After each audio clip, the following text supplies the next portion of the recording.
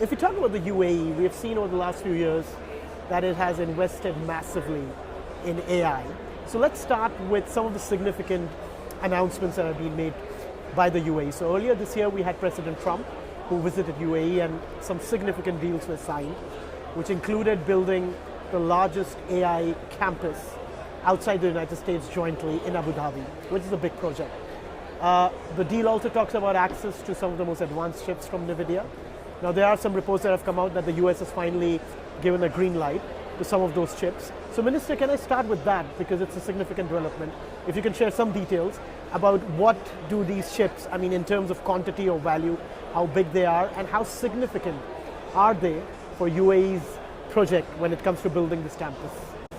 So the UAE's ambition in AI is not a new ambition. If you see and if you actually follow the UAE's investments in this domain, as well as the interest of its leadership, it hasn't started with the appointment of the Minister of Artificial Intelligence in 2017, now is appointed. It actually started far before that. So if you look at, for example, Global Foundries, which was actually founded with the UAE playing a main role there, that was part of our ambitions to become a player in the hardware side of AI. We've made a lot of investments in supercomputing capabilities, in chips, even as early as 2013 and 2014. So we've believed for a while that this technology is imperative for the UAE to become a leader in the frontier when it comes to the new economy and let's say the future beyond oil.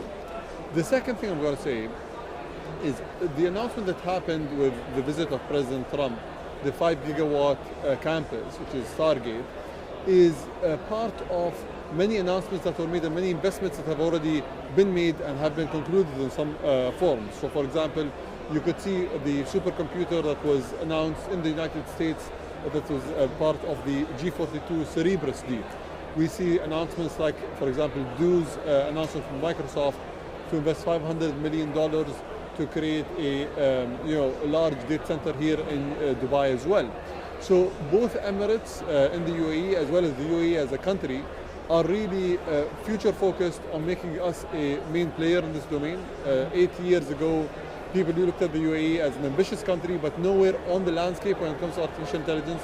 Today, depending on the rankings, whether it's Stanford's rankings or others, we are either top 5 or top 3 globally. And I think we need this infrastructure to maintain our leadership edge. One thing we believe is every single sector that the UAE is a leader in, whether it's logistics or tourism or infrastructure or others, can only be maintained, our leadership position can only be maintained if we wield artificial intelligence as an enabler for these sectors. Because the disruption is going to come from that. So we want to ensure that we continue to lead and we continue to get market share because of that. Coming to this campus, which you spoke about, now NVIDIA will be providing some of the most advanced chips for this project. Could you share some details regarding that, how in terms of value or quantity, how much that would be, and how significant is that for the UAE in terms of the ambition it has of establishing itself as a major AI power? So NVIDIA is not going to be the only player. There's going to be OpenAI, there's going to be others, Intel and others that are going to be part of that project. I can't disclose the numbers because I know that affects the stock market and I don't want to be blamed for sharing information that would either take the stock up or down. But what I will say is the UAE has shown the world that every single time it's doubled down on a sector or on a project, it's followed through and has delivered. Whether it's on nuclear, whether it's in, as we said, port operations and logistics or otherwise. So with that same history and track record, we believe that what's going to be achieved in Stargate is going to be world-changing and it's going to be revolutionary as well. Another interesting aspect, Minister, has been that, as you rightly said, that the UAE has been investing in AI for a while now. And we saw that the UAE also engaged with Chinese companies. But then, over the last couple of years, the UAE has aligned more with the US in terms of AI, which also meant scaling back some of the ties with Chinese companies. Is it fair to assume now that the UAE is clear that when it comes to AI, US is the preferred partner going ahead? So just to be clear, when we were working with China, we were not just working with China, we were working with the whole world. We were working with Canada, the UK, China, the US and others, and there wasn't any issue at that point of time. And our view as a country always is that if the world can work together, hopefully the future is going to be better. So we constantly push for just a global dialogue and a global, let's say, partnership in every domain, not just in artificial intelligence. Now today, we understand that there are some sensitivities. With that, the UAE has made sure that it shows the US and other partners, key partners, that we've built a lot of our infrastructure with the US and that we'll continue to do so. We've seen maybe some positive signs when the US president talked about the breakthroughs with China and some of the positive momentum that was happening there. I know that over the last couple of days, maybe things have changed a little bit, but when the world is ready to open doors and to work together, you're going to see that the UAE is going to be the place where the whole world works. We haven't been operating this way just for the last year or 2 or 10. 4,000 years ago, you see the archaeological site of Saruq al-Hadid. The UAE was where the Egyptian civilization and the Indian civilization used to do business. So we've always been the place where East and West used to work together. And we will always be that. We're hoping that that could be the case in the future. But for the time being, I think it's clear that we're investing in the US and we're doing a lot alongside American companies as well. You made a very interesting point that the UAE has actually worked with countries across the board and tried to stay neutral in that sense. But AI gets intertwined with geopolitics, and which is why we see this whole US and China AI battle going on. But then the UAE also has very good relations with China when it comes to economic ties. How do you, when you're dealing with AI, navigate that? Because you're probably choosing to work with the Americans right now, but there are other sectors of the tech industry where the Chinese are still involved with the UAE. Look at a company like Apple. Apple still produces a lot of their phones in China, right? So the restriction isn't that you can't work with China. The restriction is on certain domains. We prefer that you work with the United States, and we respect that. It's the same, by the way, with Tesla. It's the same with many of the large American companies. And I don't think that it's different for a country like the UAE and our companies as well. So if there is an issue, we're going to sit on the table and we're going to discuss it.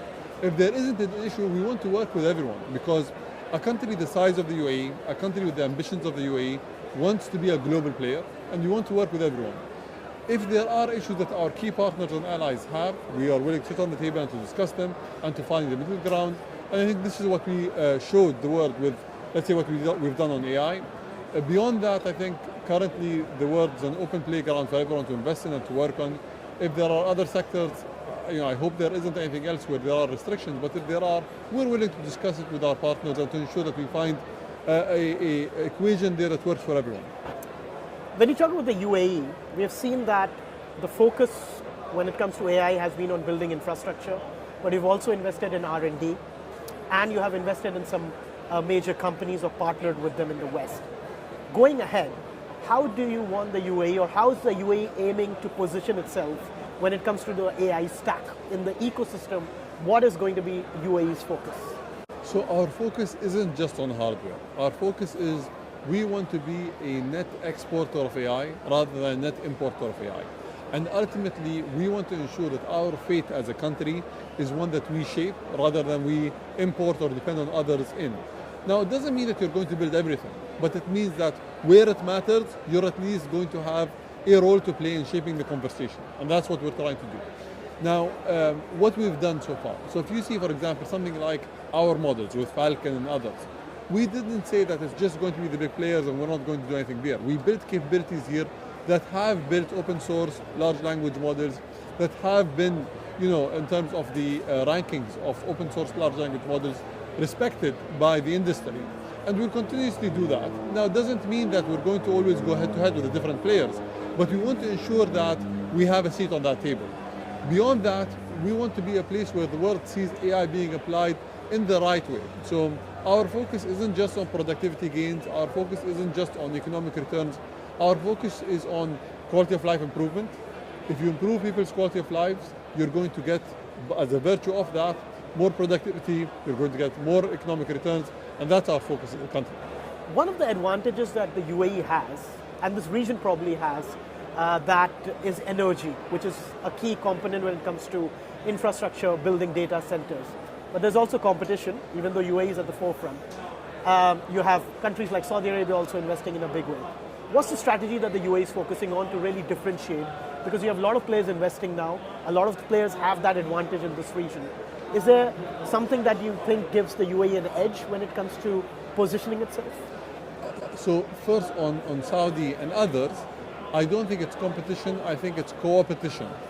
And why I think that is a good term to use, if Saudi is able to attract companies to Saudi, I think it's good for the UAE, because then they're going to eradicate the stereotype that exists for the region, they're going to experience the region, and they are going to come here, and I think our companies are going to go to Saudi by the same merit, and it's good for the region as a whole. Now, when it comes to the UAE and how we approach things, look, our view is we've already built the infrastructure, we're expanding on it. We're not making any promises that we are going to build this or that. So for example, you see that nuclear power plants, Baraka as a cluster of nuclear power plants is already built. It's operational, it's providing energy. The same with most of the energy infrastructure that exists in Dubai and Abu Dhabi, and the mix as well, whether it's solar, whether it's gas turbines, whether it's nuclear. So we aren't players, and I'm not here comparing ourselves to the region, I'm comparing ourselves to the world. We are players that have built the infrastructure, now we're utilizing it for AI and beyond that. And we are making investments the same way we've made investments in real estate and infrastructure. Most people thought it's the build it and they will come model, and some people actually criticize us for it.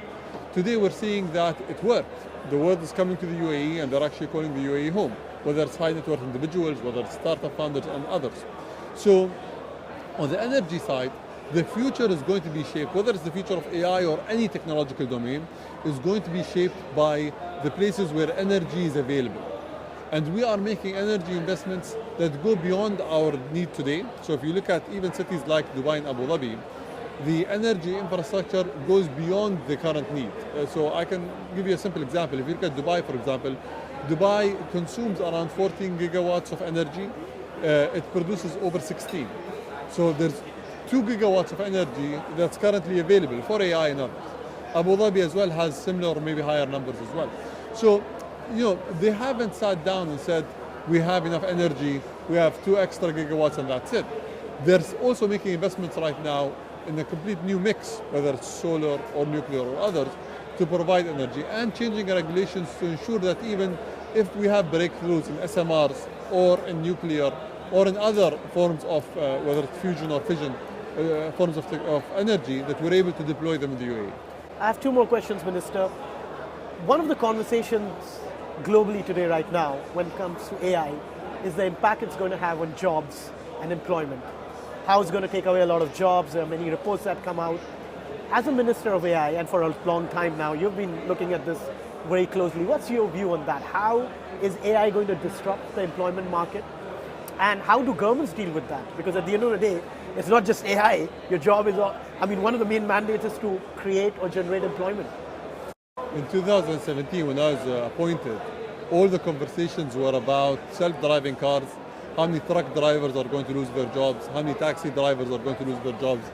And all estimates were that within 5 years, 1 million truck drivers in the US are going to lose their jobs. Okay, so I heard statements that were being made that were like this. The reality is, is there disruption? Yes, there was disruption. At the scale that people expected, not really. And I think we tend to overestimate the capabilities of technology, and we tend to sometimes underestimate the shift that happens, the societal shift over a long period of time. So this is typically what has happened with AI and other domains as well. I think the disruption is going to be different country to country. So for the UAE, our disruption when it comes to AI and its deployment is going to be different to the disruption that a country like China, for example, is going to see, or the United States. And we believe that we are in a position right now to benefit more than to maybe suffer from the outcomes of deploying AI if we deploy it effectively and in the right way. The second thing is, we don't want our society to be affected by AI negatively. So, at our scale, we've launched programs. One program, by the way, is currently ongoing to upskill 1 million people. And these people can be in every domain, across different walks of life, across different social levels in artificial intelligence. So, we're currently hitting the milestone for this year. We're actually overachieving that target. But by 2027, you're going to see that there will be 1 million people. And then we're going to keep expanding on that target every single year to the point where we can actually achieve most of our population, so over 50%, being AI savvy and hopefully AI native in whatever field they are in. It's more difficult, I think, to do it in countries where the mix of jobs is more towards the low-paying jobs where people actually have other issues that need to be dealt with. But in a country like the UAE, we can get people to at least leverage these technologies to become more productive, to find more opportunities in their lives, and to also create new jobs. Now, in terms of jobs, I think there are certain jobs that didn't exist in the past that technology enabled. Think of social media influencers. Before social media, there were no social media influencers. I think there are going to be new jobs that are going to be created because of AI, whether it's on the data merchant side of things, so people that are able to find really exclusive data sets that are able to be used to train AI, people that leverage AI to create companies. You hear Sam Altman talking about companies that are single-person unicorns. I think we will see that.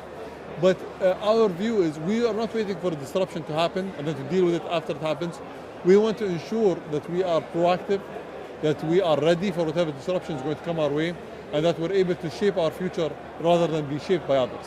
My last question, Minister.